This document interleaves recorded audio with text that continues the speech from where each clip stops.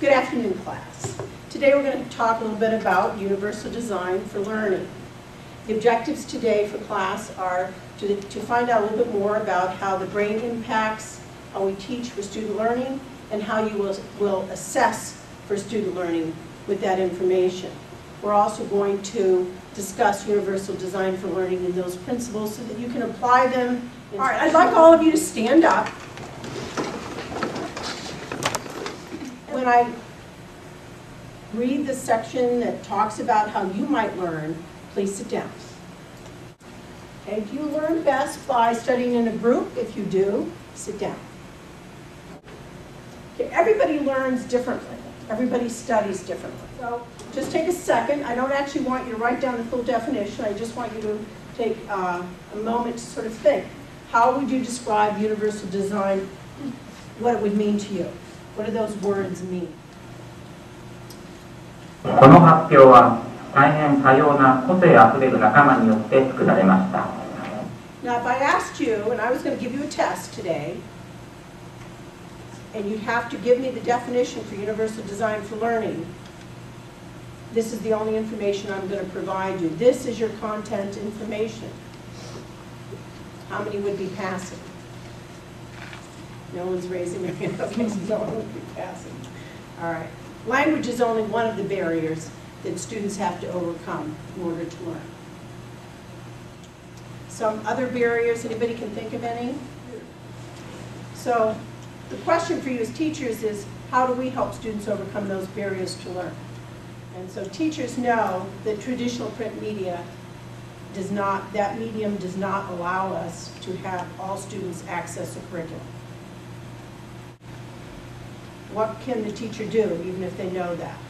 Print is not accessible to all, and at CAST, which you've heard me mention many times. Today we're talking about how to use technology in teaching and in assessment, but using it in an alternative way. Because your job is to try to motivate and engage your students as well as make what you're teaching accessible to them. If we look at this picture, can I tell the difference between the two pictures? Can you? No. Can you see the difference? No. One's bigger. Very good. One's bigger. That's all it is. It's the exact same picture, but one's bigger. So, very good. The problem is, if I was blind, could I answer the question? No, most likely. Most likely not, because you couldn't see it. So that's just one more example of how not having the accommodation or the access to the curriculum content hinders my learning or my performance. Let's look at a vodcast. Let's see if we can get this to go. Need universal design for learning and for student learning, do you think?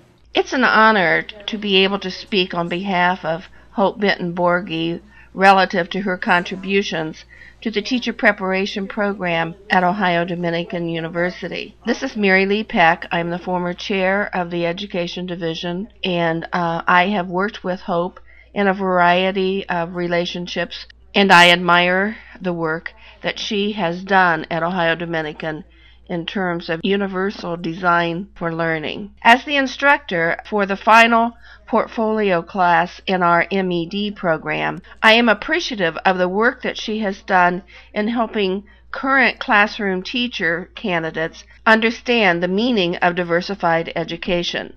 Thanks to her efforts, it is obvious that the MED candidates have received preparation that enables them to understand the value and methodology of universal design for learning. Many of the students in the MED program had either no understanding of this methodology as a result of their pre-service training, or had a superficial understanding of how to effectively diversify lessons to meet the unique needs of every student. As we all know, as students become more diversified, it is imperative that teachers understand the need for such strategies and how to implement them. Hope's arrival at ODU greatly enhanced the preparation that teacher candidates received in this area. Unsolicited comments from MED candidates praise her efforts and thank her for her contributions to their professional growth.